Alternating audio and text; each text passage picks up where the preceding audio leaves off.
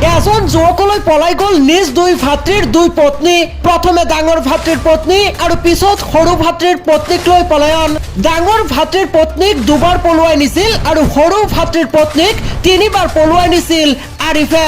দুয়োৰে সন্তানৰ কথা চিন্তা কৰি ঘূৰাই আনিছিল দুয়োৰে পত্নীক আৰু এইবাৰ একেলগে পলুৱাই নিলে দুই ভাতৃৰ দুই পত্নীক। হয়, এই যে দেখিছে ফটোত, এইগৰাকী মহিলাৰ নাম কুলচান মণ্ডল, অৰ্থাৎ এইগৰাকী জ্যেষ্ঠ ভাতৃৰ পত্নী আৰু এইগৰাকী নাজমা মণ্ডল, এইগৰাকী সৰু ভাতৃৰ পত্নী। একেখন গাঁৱৰে আৰিফৰ সৈতে প্ৰেমৰ সম্পৰ্কত পৰিছিল প্ৰথমে কুলচান মণ্ডল, অৰ্থাৎ জ্যেষ্ঠ ভাতৃৰ পত্নী। কুলচান মণ্ডলক পলুৱাই নিছিল আৰিফে, দুবাৰকৈ পলুৱাই নিছিল কুলচান মণ্ডলক। ইয়াৰ পাছতে সন্তানৰ কথা চিন্তা কৰি জ্যেষ্ঠ ভাতৃয়ে ঘূৰাই আনিছিল কুলচান মণ্ডলক আৰু তাৰ পাছতে প্ৰেমৰ সম্পৰ্কত লিপ্ত হৈছিল সৰু ভাতৃৰ পত্নী নাজমা মণ্ডলৰ সৈতে। তিনিবাৰকৈ নাজমা মণ্ডলক পলুৱাই নিছিল আৰিফে আৰু একেদৰে সন্তানৰ কথা চিন্তা কৰি সৰু ভাতৃয়ে পত্নীক ঘূৰাই আনিছিল আৰু এইবাৰ নাজমা মণ্ডল আৰু কুলচান মণ্ডল একেলগে পলুৱাই গ'ল আৰিফ মোল্লাৰ সৈতে।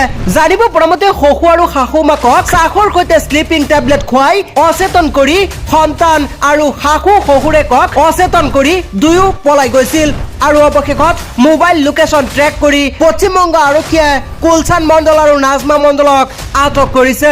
একে পৰিয়ালৰ দুই বোৱাৰীক পলুৱাই নিয়া আৰিফ এতিয়াও পলাতক।